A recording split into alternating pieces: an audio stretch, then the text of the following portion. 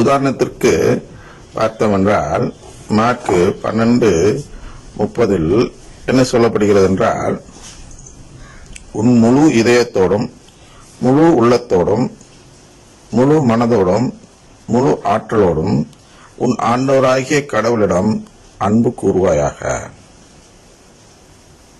அப்படின்னு சொல்லப்படுது. இது நம்மளுக்கு முதன்மையான கட்டளை.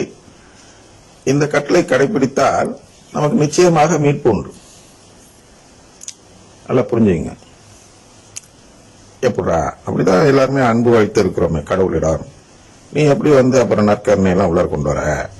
மற்ற சபைகளும் அன்பு வைத்திருக்கிறார்களே, மற்ற மதத்தை சேர்ந்தவர்களும் அன்பு வைத்திருக்கிறார்களே, ஏன் கடவுள் இல்லை என்று சொல்பவர்கள் கூட கடவுளிடம் அன்பு வைத்திருக்கிறார்களே என்றெல்லாம் நீங்கள் சொல்ல இடம் இருக்கிறது. கடவுள் இல்லை என்று சொல்பவர்கள் எப்படி சொல்கிறார்கள் என்றால், அவர்கள் கடவுளிடம் எதிர்பார்க்கிறார்கள். அந்த எதிர்பார்ப்பு நடக்காததால் இல்லை என்று சொல்கிறார்கள். கடவுள்னா சமுதாயத்துல எவனும் கஷ்டப்படாம காப்பாற்றணும், அவர் காப்பாற்ற மாட்டேங்கிறாரு அப்படின்னு வருத்தப்படுறாங்க.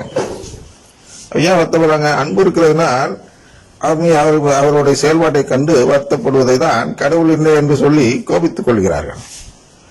நம்ம கோச்சுக்குவோம் இல்லையா, அப்பா அம்மாட்ட கோச்சுக்குவோம், சாட மாட்டேன்னு சொல்லுவோம், அவங்க நம்மளை வற்புறுத்துவாங்க. அவங்க வயிற்று பசி தீக்கிறது மாதிரி நினைச்சிட்டு நம்மளுக்கு வற்புறுத்தி ஊட்டி விடுவார்கள். அது பேர் அன்பு. நாம் கோபித்துக் கொள்வதும் அன்பு. அது கடவுள் இல்லை என்று சொல்பவர்களும் கடவுளிடம் கோபித்துக் கொண்டுதான் கடவுள் என்ன என்று சொல்கிறார். அவருக்கு நல்லா தெரியும். என்ன தெரியும்னா, இந்த உயிர் அது என்னதான் டார்வின் தியரியா இருந்தாலும் அவங்க என்ன தெரியும்னா, அந்த சுண்ணாம்பும் சாணமும் சேர்ந்தால் ஒரு உயிர் உருவாகும் என்று டார்வின் சொல்லி வருகிறார். அந்த சுண்ணாம்பும் சாணமும் சேர்ந்தால் உயிர் உருவாக வேண்டும் என்று கட்டளையிட்டு அதை செயல்படுத்தி வருபவர் தான் கடவுள் என்று நாம் சொல்கிறோம். அது அவங்க நல்லா தெரியும்.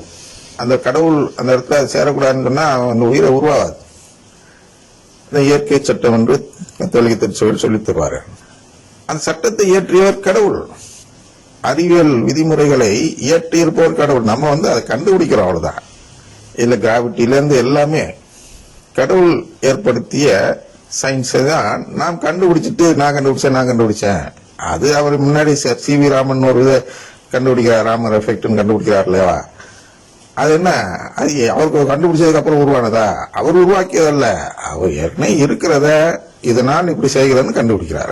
ஒவ்வொருத்தரும் கண்டுபிடிக்கிறாங்க. அவங்களுக்கு நோபல் பரிசு எல்லாம் கொடுங்க, அதனால அவங்க எல்லாம் கடவுள் ஆக முடியாது அப்படிங்கிறது அவங்களுக்கே தெரியும். கடவுள் இல்லைன்னு சொல்ற நபர்களுக்கே தெரியும். ஆனால் நான் என்ன சொல்ல வரேன்னா, எல்லோரும் கடவுளிடம் அன்பு வைத்திருக்கிறார்கள். ஆனால் அங்கதான் பிரச்சனை வருது. அந்த அன்பு முழுமையான அன்பாக இல்லை. அதான் பிரச்சனை. ஒவ்வொருத்தையும் ஒவ்வொரு அளவுதான் அன்பு இருக்கிறது. அதுக்கு மேல வேற எதையும் நேசிக்கிறார்கள். அன்பு அதன் மீது வைத்திருக்கிறார்கள். விருப்பத்தை கடவுள் மீது வைக்காமல் வேற எதிலே வைப்பதால் அந்த குறைபாடு இருக்கிறது. அந்த இடத்தை தான் நாம் ஊனியல்பு நாட்டம் என்று சொல்கிறோம். அந்த ஊனியல்பு நாட்டம் இருப்பது என்பது ஏற்கனவே சொன்னதுதான், ஒரு பாலில் விஷம் கலந்தது போல். அதனால் அவருக்கு என்ன வேணும்? முழுமையான அன்பு வேண்டும் கடவுளுக்கு. அப்ப எங்கெல்லாம் நமக்கு முழுமையா இல்லாம போகுது அப்படிங்கறத இங்க சொல்றார். உன் முழு இதயத்தோடும் அப்படின்னா, நம்முடைய இதயம் முழுமையாக கடவுளை தேட வேண்டும்.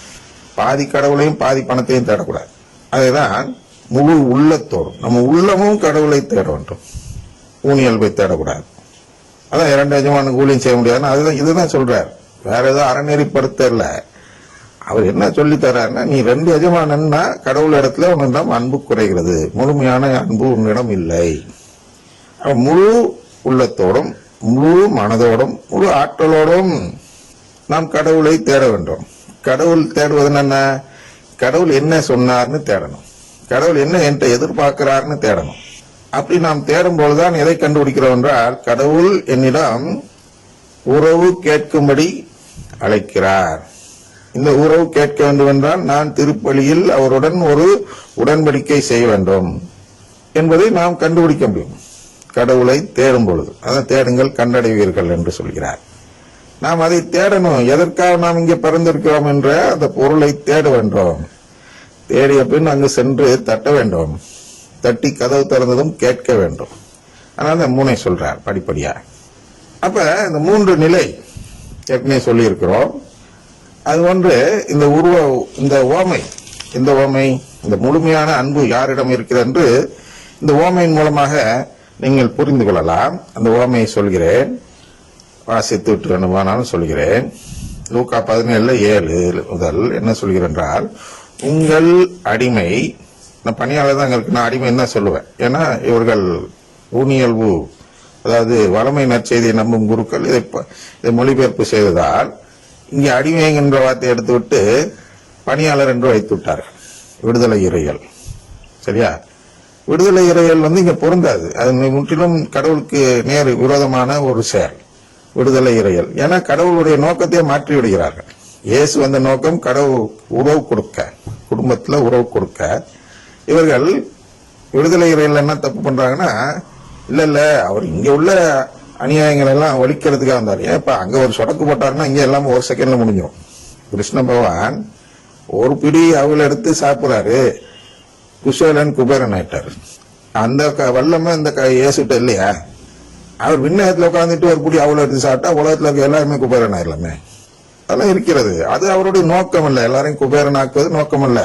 சாத்தானே அவர்கிட்ட வந்து கேட்கிறான், உலகத்தையே கொடுத்துறேன் என்கிட்ட தண்டை நிட்டு வணங்குனா, அப்ப வேற ஏதோ இருக்கிறதுனால தானே தண்டை நிட்டு வணங்க சொல்றான். யோசிக்க மாட்டேங்கிறீங்களே? அவன் சொத்து கொடுக்க கூடாது அப்படின்னாக்கா அது வேற நோக்கம். தண்டை நிட்டு வணங்குவதுன்னா என்ன? மீட்பின் திட்டத்தை விட்டு விடுவது.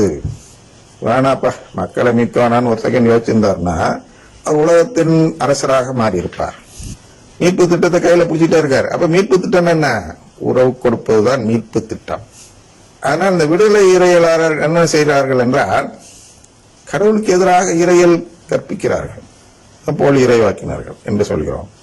இறையல் என்ற பெயரில் அவர்களுடைய சொந்த கருத்தை உள்ளே புகுத்த பார்க்கிறார்கள். சிசிசி 2779.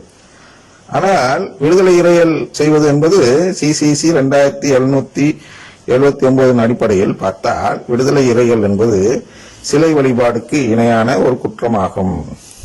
அதனால்தான் விடுதலை இறையல் போதித்தவர்களை, அதை போதித்த குருமடத்தை இழுத்து மூடினார் 16ஆம் பெனடிக்ட் ராட்சிங்கராக இருந்தபொழுது. அப்ப இவர்கள் இங்கே விளையாடி விட்டார்கள். இங்கே தமிழகத்தில். ஏன்னா இங்க ராட்சிங்கர் பார்க்க போறதுன்னு அவங்களுக்கு நல்லா தெரியும். ஏன்னா வேற பாஷை, வேற மொழி, இதுல மாத்தி நான் எவன் கண்டுபிடிப்பான், உள்ளர பூத்திரு அப்படின்னு பூத்தி விட்டார்கள். விடுதலை நிறைய இடத்துல பூத்தி இருக்கிறார்கள். இதுல பச்சை நம்மளுக்கு பாதிக்கிறதுனால அதை சொல்கிறோம். என்ன பாதிக்குது? பொருள் எடுக்க ஒரு பாதிப்பு வருகிறது. பணியாளர் அல்ல, அடிமை. ஏற்கனவே சொல்லிதான் ஆரம்பிச்சோம். அப்ப பணியாளர்னா என்ன? சம்பளம் இருக்கிறது.